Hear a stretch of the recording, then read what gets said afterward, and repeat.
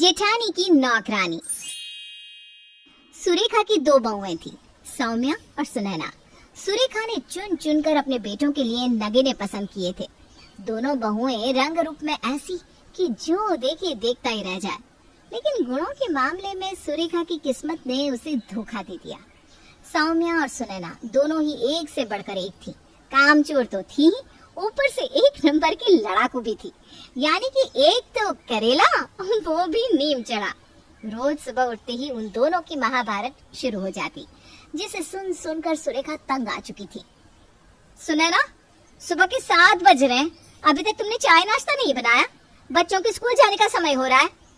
भाभी, आपके बच्चे हैं तो आपको जल्दी उठकर उनका चाय नाश्ता बनाना चाहिए ना। मुझ पर ऑर्डर क्यों चला रही हो आप? कभी आप इस समय से उठ जाया करो। अच्छा, तो ये बात है। ठीक है, फिर मैं खुद ही बना लेती हूँ, लेकिन याद रखना फिर तुम नाश्ते को हाथ भी मत लगाना, क्योंकि अगर मैं बनाऊंगी तो सिर्फ अपने बच्चों के लिए ही बनाऊंगी। ओह, ये देखो, बच्चे इनके सुबह स्कूल जाए और ये रत जगह हमसे कराने पर तुली हुई है। मतलब घर में देवरानी ना हुई, नौकरानी हो गई। अच्छा, अब अगर तुमने मेरे तेरे वाली बात कर ही दी है ना, तो मैं भी बता देती हूँ कि मेरे पति की कमाई से ही घर में राशन आता है। तब तो मुझे अकेले ही खाना चाहिए, है ना? क्योंकि तुम्हारे पति की मुट्ठी भर कमाई से तो ये घर चल नहीं सा रहा। भाभी, ये पैसों का ताना मारकर आपने अच्छा नहीं किया। अगर जेठ जी ज्यादा कमाते हैं तो ठीक है ना, घर के ज्यादातर काम भी तो मैं और मेरे पति ही मिलकर निपटाते हैं।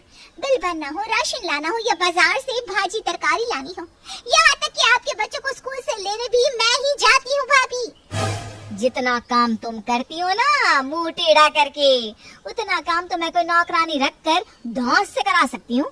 और पैसों की तो मुझे वैसे भी कोई कमी है नहीं। तो ठीक है, आज के बाद किसी भी काम में मदद के लिए मुझे तो आप बुलाना ही मत। पैसे खर्च करो और रख लो एक नौकरानी। मैं भी तो देखूं आपकी बातों में कितना दम है। सुबह सुबह हुई नोक झोंक के बाद दिन भर दोनों देवरानी जेठानी मुंह टेढ़ा किए घूमती रही। तुम दोनों यूं ही लड़ती रहोगी तो खाना कौन बनाएगा? चलो जाओ, दोनों मिलकर रात का खाना तैयार करो। माफ करना माँ जी, लेकिन अब इस सुनैना को मैं अपने हाथ से पकाकर नहीं खिला सकती। आपने देखा नहीं, सुबह सुबह कैसे कैंची की तरह जुबान लड़ा रही थी मुझसे। अरे जानती तो मैं भी हूँ बड़ी बहू कि तू कितनी सीधी सादी है। अब ज्यादा बातें ना बनाओ, लग जा काम पर। तुम दोनों का तो ये रोज का काम है, ऐसे तो घर में सब भूखे ही मर जाएंगे। आज तो माँ जी ने मुझे रसोई में भेज दिया, लेकिन मैंने भी अब सोच लिया है, घर मेरे पैसों से चलता है तो धौंस भी मेरी ही चलेगी। इस सुनैना की तो अकल ठिकाने लगा कर ही रहूंगी मैं। अगले ही दिन जेठानी सौम्या एक नौकरानी को लेकर घर आती है। अच्छे से सब काम समझ ले कमला, और आज से ही काम पर लग जा। अरे बहू, यह किसे पकड़ कर लाई है तू?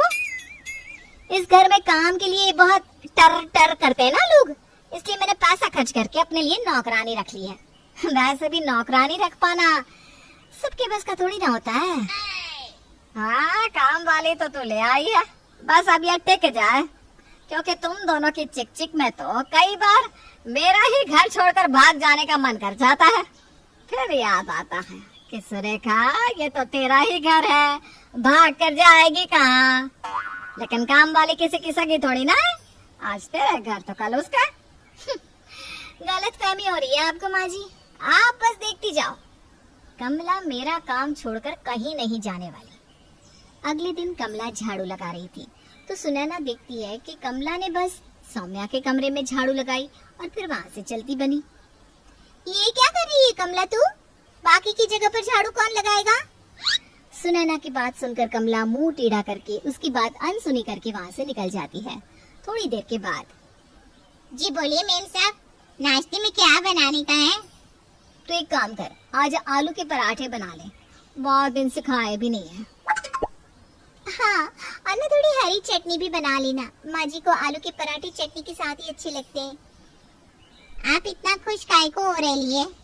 मैं अपनी मेम साहब के लिए नाश्ता बनाएगी, सबका ठेका थोड़ी ना उठा के रखा है मैंने। ये तो कैसी बात करी है मेरे साथ? नौकरानी है, अपनी हाथ में रह। यहाँ काम करने के लिए रखा है ना तुझे, या जुबान चलाने के लिए रखा है? सुनैना की बात सुनकर कमला रोने का नाटक करती हुई सौम्या के पास पहुँच जाती है। मेम साहब, मैं इस तरह से काम नहीं कर पाएगी।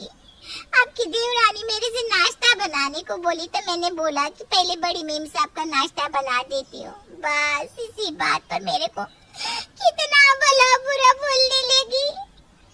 मेरे को तो काड़ी की नौकरानी बोली। क्या?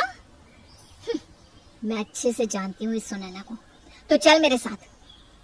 तुम्हारी हिम्मत कैसे हुई मेरी नौकरानी को ऑर्डर देने की? कान खोल कर सुन लो, ये सिर्फ और सिर्फ मेरा काम करेगी। तुम्हें पराठे खाने का कुछ ज्यादा ही मन हो तो खुद बना लो। जेठानी को कल की आई नौकरानी का पक्ष लेता देख सुनैना को बहुत बुरा लगता है। वो उदास होकर वहां से चली जाती है। आखिर कब तक आप पापा की इस छोटी सी दुकान को चलाते रहेंगी? जिसे बड़े भैया ने अपना अलग बिजनेस स्टार्ट कर लिया है। आप भी पापा से बात करके कोई नया काम क्यों नहीं शुरू करते? सुनैना, भैया ने मना कर दिया, इसीलिए तो मैं पापा की दुकान चला रहा हूँ। पापा के सपने जुड़े हैं उस दुकान से, इस तरह मैं बंद नहीं कर सकता। आप बने रहो अच्छे बेटे। और यहाँ भाभी ने आपकी कमाई का ताना दे देकर मेरा जीना दुश्वार कर दिया है। पता है, तो भाभी नौकरानी के सामने मुझे जलील करने लगी है। कहती है हमारी औकात नहीं है नौकरानी से काम कराने की। अपना मन मत दुखाओ सुनैना, भाभी दिल की बुरी नहीं है। सुमित की बातों का मरहम आज सुनैना के काम नहीं आता। बात उसके दिल पर लग चुकी थी। सुनैना अब गुमसुम से अपने काम करती और चुपचाप अपने कमरे में लौट आती। वहीं बड़ी बहू सौम्या नौकरानी से काम करवा कर महारानी बनी पैर पर पैर रखकर अपने कमरे में बैठी रहती। एक दिन, अरे आ कमला, यहाँ तो आ, मेरे पैरों में थोड़ा तेल तो लगा दे, आजकल ना बड़ा दर्द रहने लगा है। ये बुढ़िया, मेरे पे ऑर्डर नहीं चलाने का। मैं बस अपनी मेम साहब का काम करती है। मेरे से ज्यादा मच किया ना तो अभी अपनी मेम साहब को बुला लाएंगी। अरे बड़ी मुंह लगी हो गई है तू तो। बुला ला तेरी मेम साहब से, डरती हूँ क्या मैं? तेरे साथ साथ उसे भी घर से निकाल कर बाहर कर दूंगी। बढ़िया, अब तो गई काम से। कमला फिर से रोती हुई सौम्या के कमरे में जाती है और उसे मिर्च मसाला लगाकर कहानी सुनाने लगती है। आप ना मेरा हिसाब कर दो मेम साहब। आंटी जी बोलती है अगर मैंने काम नहीं छोड़ा तो वो आपको भी घर से बाहर कर देगी। मैं नहीं चाहती कि मेरी वजह से आप भी बेघर हो जाओ। क्या? माँ जी ने ऐसा कहा? जरूर इस सुनैना ने माँ के कान भरे होंगे। छोटा मुंह बड़ी बात मेम साहब। छोटी मेम साहब सबके कान भरती है। अभी 3 दिन पहले मैंने सुना था वो छोटे भैया को ना अलग होने के लिए उकसा आ रही थी। अच्छा है ना, तो हो जाए अलग। 2 दिन में आटे दाल का भाव पता लग जाएगा। इससे तो मैं बताती हूँ। नौकरानी की बात सुनकर सौम्या गुस्से में पैर पटकती हुई सुनैना को आवाज लगाने लगती है। सुनैना, तुम्हें अलग होना है ना तो हो जाओ, किसने रोका है? 2 दिन में आटे दाल का भाव पता चल जाएगा। जेब में नहीं दाने, अम्मा चली भुनाने। सुमित के कान तो तुम भरती हो, अब माँ जी के कान भी भरने लगी। सच बताओ, तुमने माँ जी को कहा था ना कि वो कमला को घर से बाहर निकाल दे? अरे बड़ी बहू, सुनैना ने मुझसे कुछ नहीं कहा। वो तो तेरी सिर चढ़ी नौकरानी कमला ही मुझसे बदतमीजी कर रही थी। एक तो मुंह झोरी करती है, ऊपर से चुगलखोर कहीं की। मिर्च मसाला लगाकर बात भी इधर से उधर कर रही है। अब तू चुपचाप इसे यहाँ से चलता कर, नहीं तो इसे तो मैं धक्के मार कर बाहर करूंगी। सुनैना की बातों में आकर आप अपनी बड़ी बहू के साथ इस तरह बात करिए। माँ जी भूलिए मत, इस घर का खर्चा मेरे पति के पैसों से ही चलता है। अगर कमला घर से बाहर जाएगी तो उसके साथ मैं भी जाऊंगी। फिर आप सोच लीजिए कि घर का खर्च कैसे चलेगा, क्योंकि देवर जी के बस का तो है नहीं घर चलाना। बस पापी बस, आज आपने हद पार कर दी है। ये देखो, जब आपकी कमला माँ जी के साथ बदतमीजी कर रही थी ना, तो मैंने इसका वीडियो रिकॉर्ड कर लिया था।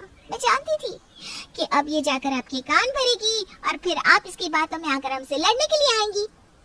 हमारे बीच में लाख तू मैं होती रही हूँ, लेकिन मैंने मन से कभी आपके लिए बुरा नहीं सोचा। ये हम दोनों के बीच की बात थी भाभी। इसके बीच एक नौकरानी को लाकर आपने अच्छा नहीं किया। छोटी बहू बिल्कुल ठीक कह रही है सौम्या। अरे जहाँ 2 बर्तन है वो खटकते भी है, लेकिन कभी अपने घर की कमजोरी किसी बाहर वाले के सामने जाहिर नहीं करनी चाहिए, वरना वो इस कमला की तरह हमारी कमजोरी का फायदा उठाते हैं। सुनैना सौम्या को कमला का वीडियो दिखाती है, जिसमें वो सुरेखा के साथ बदतमीजी कर रही थी और उन्हें धमका रही थी। अगर सुरेश तेरा पति है तो भूल मत वो मेरा बेटा भी है और घर का खर्च चलाना उसका फर्ज है, कोई ऐसा नहीं कर रहा वो। फिर भी अगर तुम चाहो तो अपनी कमला के साथ घर छोड़कर जा सकते हो, क्योंकि आज के बाद मुझे इस घर में ना तो नौकरानी दिखाई पड़नी चाहिए और ना ही कम कमाने के ताने सुनाई देने चाहिए। मुझे माफ कर दीजिए माँ जी, आज के बाद मैं सुनैना को अपनी छोटी बहन समझूंगी और हम हमेशा मिलजुल कर काम करेंगे। और मेम साहब मैं? अरे बड़ी ढीठ है तू, मेरी माँ जी के साथ बदतमीजी करती है। ठहर जा, तुझे तो मैं अभी ठीक करती हूँ। सौम्या की बात सुनकर नौकरानी कमला दुम दबाकर वहाँ से भाग खड़ी होती है।